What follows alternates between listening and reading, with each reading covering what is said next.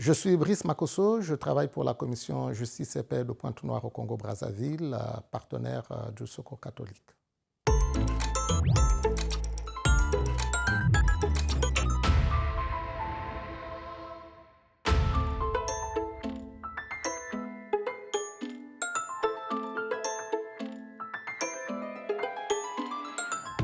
Mais parce que déjà, ce n'est pas la bonne solution que nous recherchons pour le réchauffement climatique. Ce type de projet viole les droits de l'homme dans des espaces de non-droit comme les pays du Sud.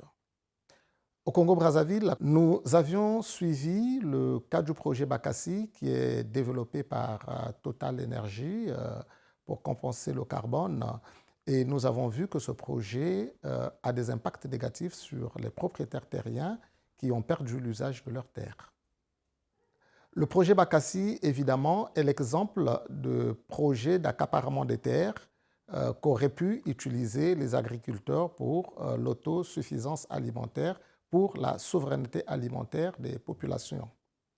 Le projet Bakassi de Total Energy s'est développé sans au préalable consulter les propriétaires terriens, les agriculteurs et les peuples autochtones qui ont perdu l'usage de leurs terres.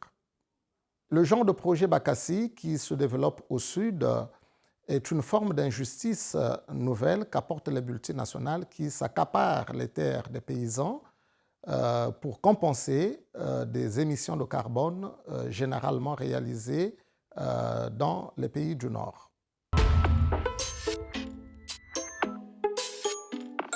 C'est une fausse solution à partir du moment où nous ne pouvons pas nous rendre compte à quel moment l'arbre va pouvoir être capable de compenser le carbone qui a été émis plusieurs années avant, alors que l'arbre lui-même va prendre du temps pour grandir et pouvoir séquestrer du carbone existant déjà plusieurs années avant.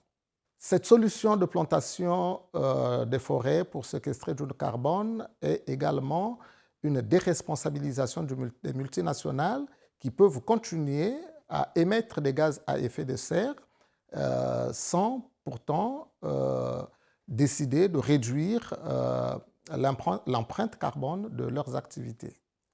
En fait, c'est un permis de polluer qui est donné aux multinationales qui peuvent, au lieu de réduire l'activité des fossiles, mais poursuivre cette activité tranquillement et tentent de compenser par la plantation des forêts, alors que les études montrent très bien qu'il est difficile de compenser du carbone qui a été émis plusieurs années après par des plantations d'arbres. La COP28 devrait réguler ce marché des carbones afin que les droits humains soient pris en ligne de compte dans le développement de ce genre de projet. Il faudrait alors édicter des règles robustes pour pouvoir contraindre les multinationales à respecter les droits des populations locales, puisque ce genre de projet se développe généralement dans les pays du Sud où les problèmes des droits humains sont déjà existants et difficiles à surmonter. Nous attendons que la COP28 régule le marché des carbones, mais qu'il mette également en place un mécanisme de gestion de griefs robuste afin de permettre aux populations impactées par ce type de projet de revendiquer leurs droits.